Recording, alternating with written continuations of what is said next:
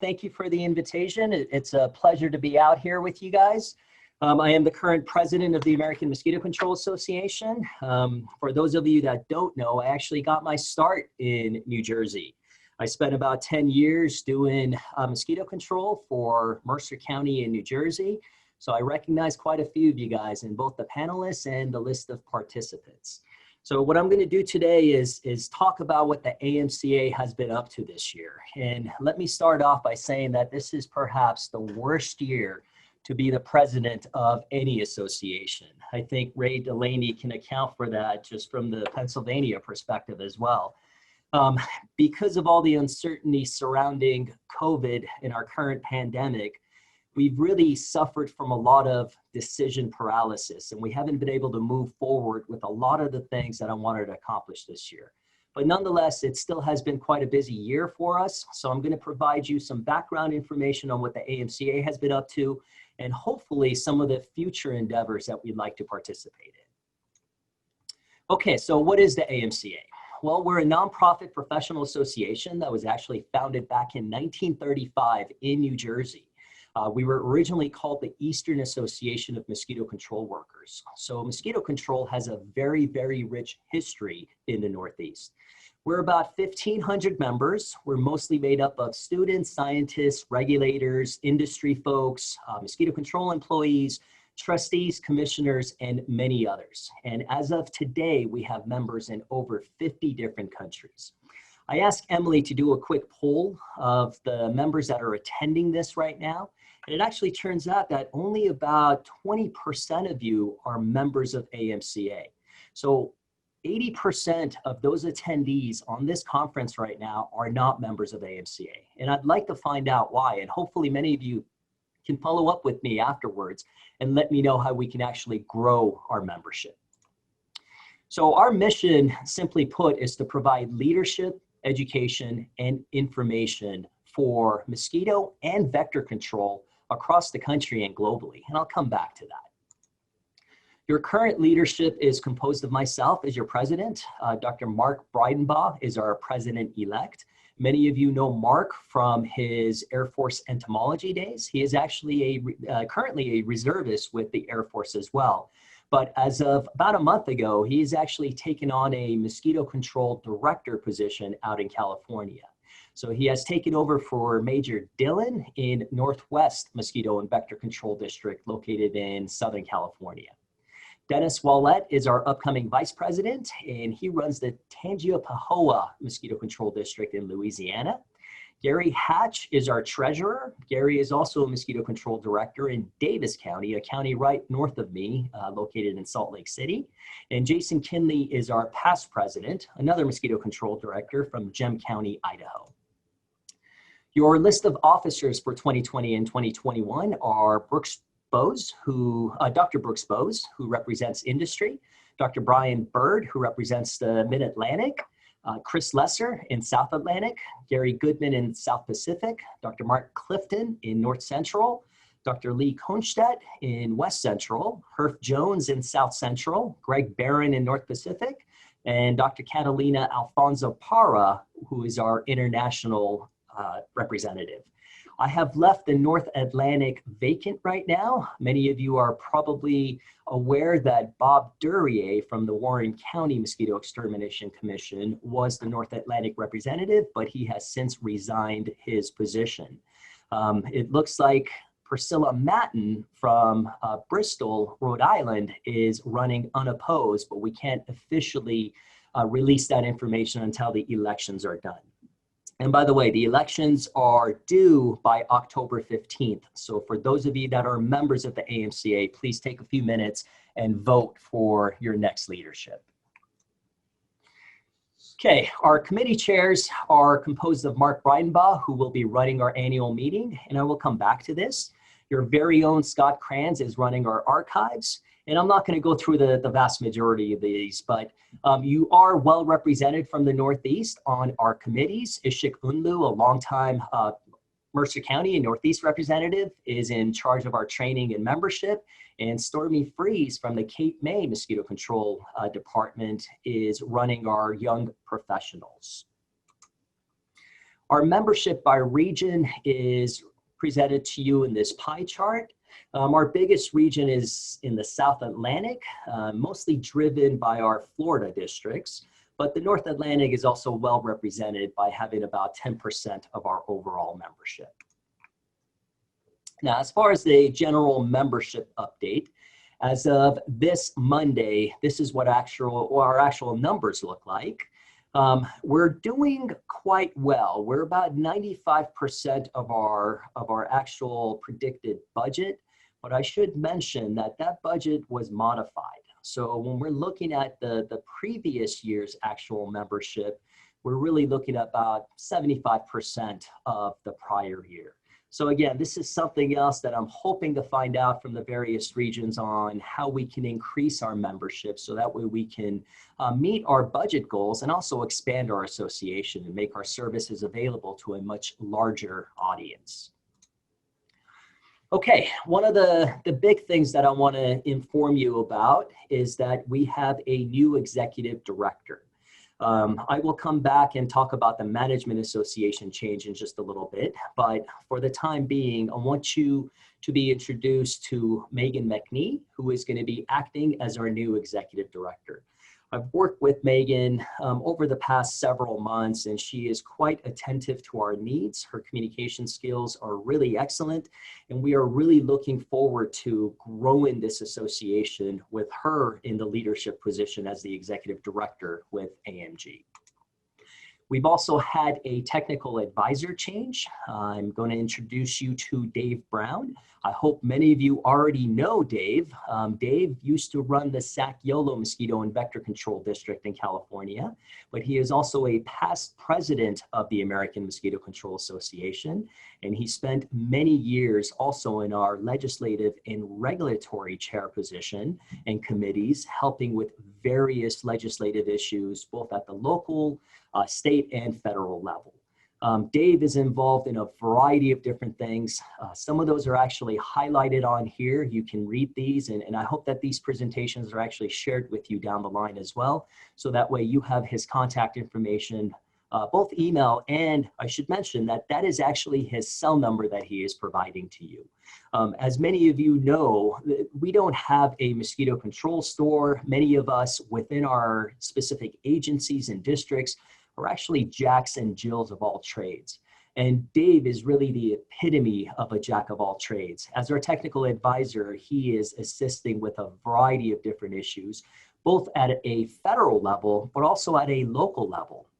Just to give you an example, there was a little bit of an issue with a monarch butterfly die-off in North Dakota a couple of months ago, and Dave was heavily involved in helping that local district kind of navigate the waters with how to deal with the public, how to deal with the media, and assisting in whatever capacity that he possibly could. So his contact information is provided to you. By all means, please feel free to reach out to him should you have any questions. Okay, going back to our management office, as I mentioned, we are no longer with association headquarters, and we have hired the advocacy and management group to run our association and our various affairs. The individuals that are highlighted on this slide are the primary individuals that you will be dealing with as members of the AMCA. Again, Megan is presented as our executive director. But we've also included Natalie Perry, who's in charge of our meetings and events, Kate Pizer, who handles our communications, Evan Wise, who's in charge of our membership, and also Sarah Austin, who handles our digital and social media affairs. So again, their general email and telephone numbers are provided on here, and should you have any specific questions about memberships or anything else, please feel free to reach out to Megan or any of these individuals that are on here.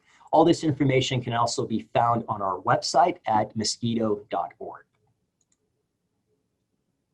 Okay, now let me get into some individual committee and program updates, and I'll try to navigate this as quickly as I can.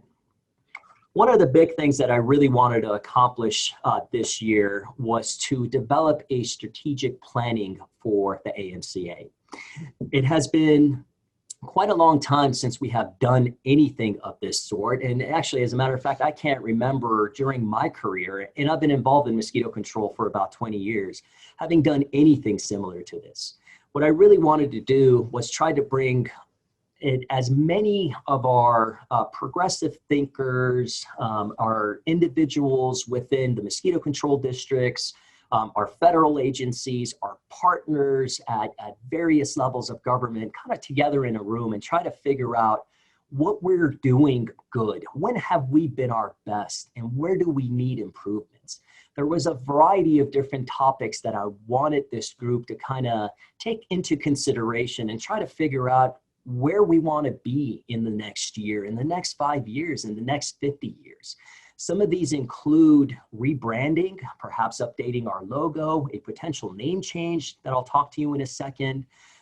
Again, our identity, our partnerships with other national, state, local associations, the status of our journal, how to increase our membership, the role of our young professionals, the role of our technical advisor, what we're doing with the Mosquito Research Foundation or our granting process, diversity and inclusivity issues, and global reach. But again, because of the COVID situation and because of this decision paralysis, we had to table this strategic planning. I am not sure if we're going to be able to pick this back up next year or maybe even the following year, but I am hoping that the future leadership of AMCA really takes this into consideration and it's something that they can accomplish. I am happy to report that we did conduct a qualitative member survey that was sent out to many of you that are sitting in the audience right now. And that was just recently followed up with a quantitative survey that is actually due today. So if you have not responded to that survey, please take a few seconds and do so. And I'll come back to that and talk about that in just a little bit. Okay, so just to highlight one of the things that I wanted you to consider for this year, I put this picture of a mosquito up here. We're in the mosquito control business. We deal with mosquitoes on a daily basis throughout the year.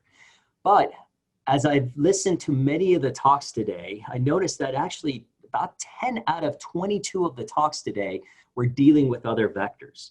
That's nearly 50% of the talks.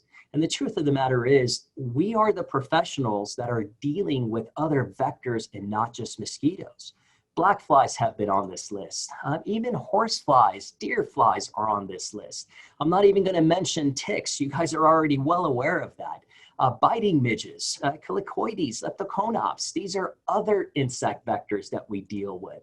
And even triatome or kissing bugs. As a matter of fact, in Utah, this is the second year in a row where somebody has brought me a specimen of a triatome bug.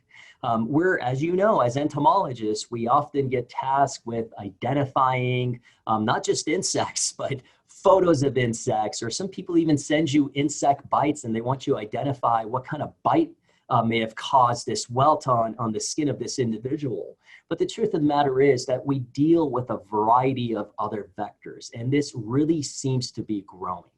So what I really want the audience to consider, and let me state that in no way, shape, or form am I pushing for this change. I am just merely asking for individuals, for members of the AMCA to consider this. We have been the American Mosquito Control Association essentially going back since our creation. But perhaps maybe it's time that we start thinking about incorporating the term vector into our name as well. So the American Mosquito and Vector Control Association. Again, this is not a change that I am pushing for. This is just something that I want you to think about.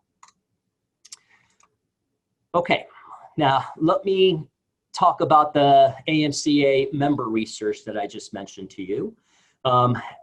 As you know, we weren't able to pull off the strategic planning, but we are still hoping to unroll some sort of a survey result as a result of this qualitative and quantitative survey that we have undergone. The qualitative survey was actually completed in the summer. We're currently looking to finish the quantitative survey and present the results of that information back to the board of directors during our interim board meeting in November in Salt Lake City. We will then hopefully use that information to start planning a strategic planning and come up with specific actions and look at where our downfalls may be and where our high points may be as well to make this association better for you. A brief update on the Journal of the American Mosquito Control Association. I do realize that we have some discrepancies here that we have to work on. We have to bring up our impact factor. We have to do a much better job of ensuring that that publication is being churned out in a timely fashion. So I've given you just a couple of updates on here with what is going on with our summer issue, with the fall issue, and we even have a special edition issue that's going to be coming out hopefully by the end of this month on emergency preparedness and response. This was largely driven by Dr. Roxanne Connolly, who will be speaking right after me. So I'm very excited to unveil that issue as well. But one other big thing that I was able to accomplish this year was the hiring of a couple of subject matter editors. We have actually gone through a advertisement process. The committee has interviewed potential applicants and they have evaluated their applications, and they are looking to make a formal recommendation to the board of directors again during our interim board meeting.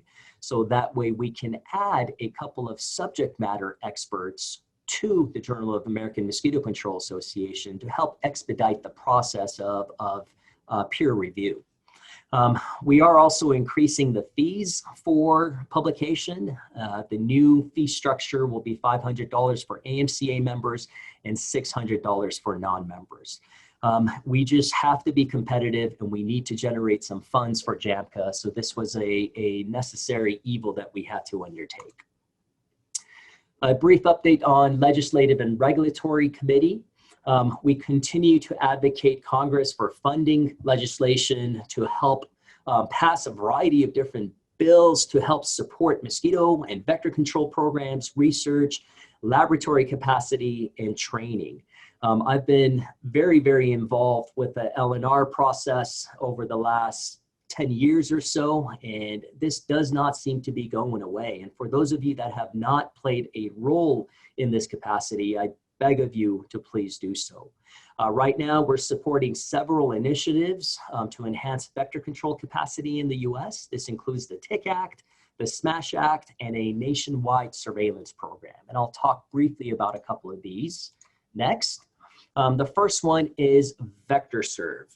I know New Jersey has started to use this system. This is near and dear to my heart. This was a program that was actually started in California, known as CalServe at the time, driven by Dr. Chris Barker out of UC Davis. Out here in Utah, we were actually the first state and the first program to bring that outside of California and really start to utilize it on a daily basis within our program. This is really a comprehensive mapping database that accumulates past and present results for arboviruses, for vectors, their abundance, and it can also help you keep track of pesticides and control measures that are used to reduce these vector populations. I'm a big proponent of this. We generate daily graphs and figures and pie charts using this system, and it really has been a fantastic visual tool for our actual mosquito control inspectors to make informed decisions about control out in the field. So I highly urge you to support this. And if you are not familiar with this, please talk to myself, talk to Scott Kranz, talk to others that are utilizing this system so we can tell you more about it. We're also promoting funding for the Strengthening Mosquito Abatement for Safety and Health Act, or SMASH as it is known in short. We know that surveillance is the first step, but we've also identified the problem, and mosquito control programs need resources to conduct actual integrated mosquito management.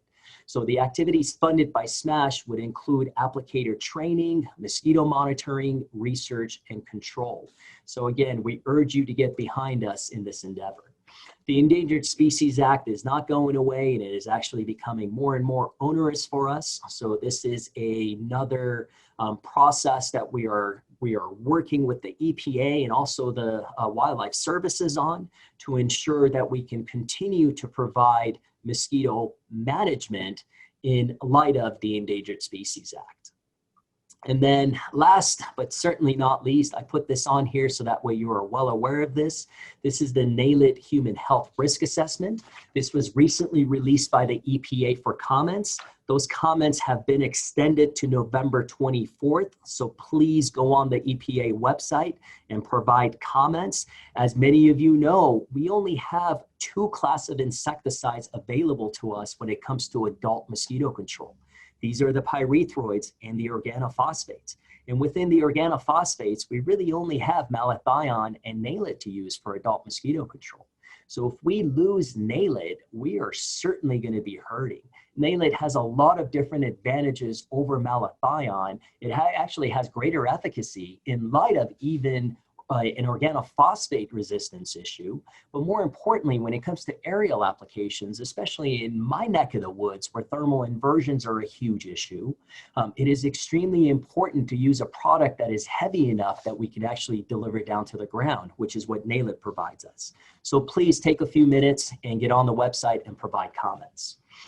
Okay, one other big thing that I am happy to enroll is the creation of the Diversity and Inclusivity Subcommittee, or DISC as it is known for short. This was a program really that was driven by Dr. Kristen Healy, another Northeast representative, Rutgers graduate, a fellow graduate student of mine. This was really created to assess and track the dynamic demography of our membership and to encourage participation in all association activities and to provide all members professional growth and development opportunities.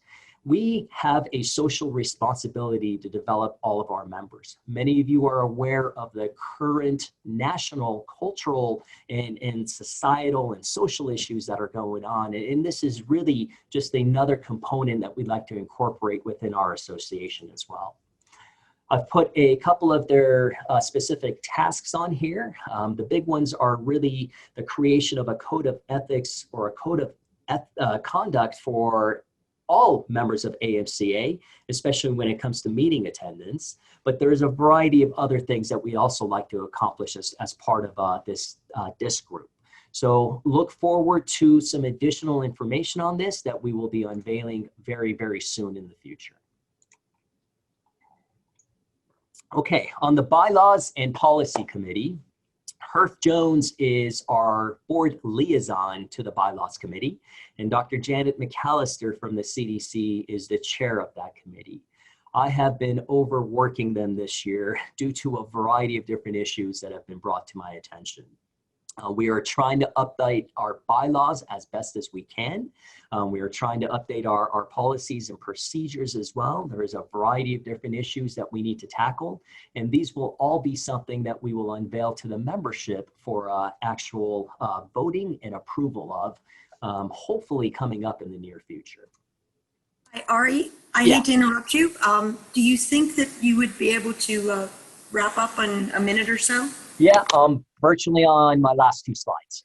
Oh, perfect. Thank you. Okay, so the last thing that I wanted to unveil to you is the grant that we just received from the CDC from the Improving Clinical and Public Health Outcomes through National Partnerships to Prevent and Control Emerging Infectious Disease Threats.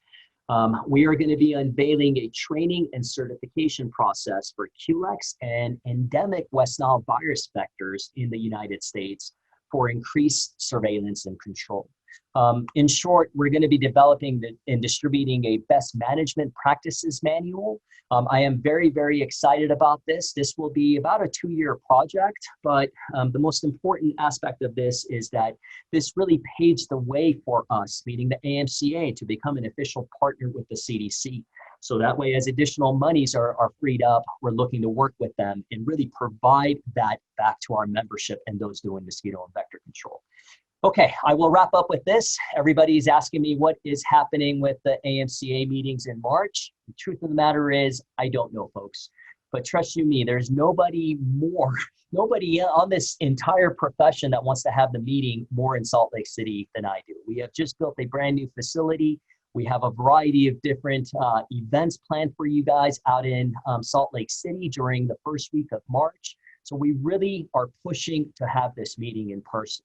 If we cannot have this meeting in person, we are pushing for a hybrid meeting where a portion of it will be done virtually, a portion of it done in person, or if we have to cut completely to a virtual meeting, we are prepared to do so. But for those of you that are running symposiums or are presenting at this meeting, please make every effort to do your actual presentation regardless of whether or not you can attend this in person. We have made a bunch of different t-shirts and stickers for you. So we are very, very excited to have as many of you in the audience out here in Salt Lake City during 2021. So with that, I will wrap it up. I don't know if I have time for questions, but you can always email me and I can try to answer them on the chat window as well.